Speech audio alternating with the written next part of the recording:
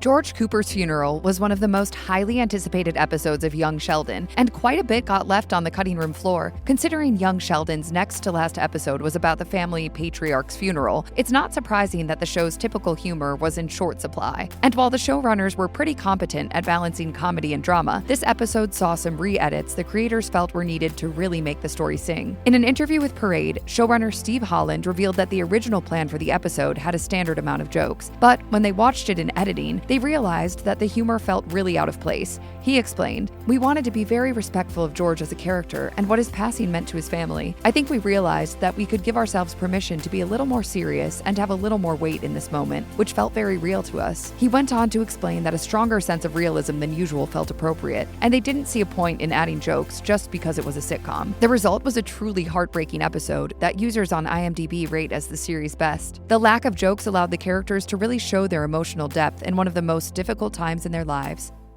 I know it doesn't make sense, but I am mad at him for leaving me. Yeah, I get that. You do?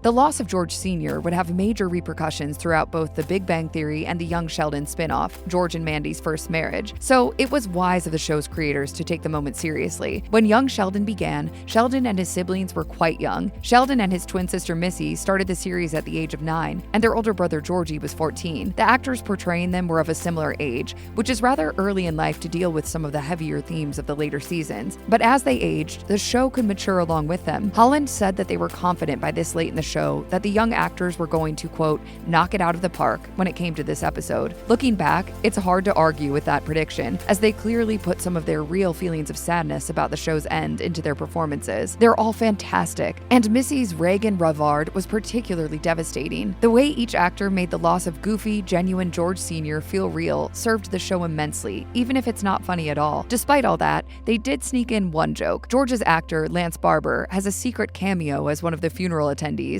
This little nod to the fans sends the message that, even in life's darkest moments, a little levity doesn't hurt.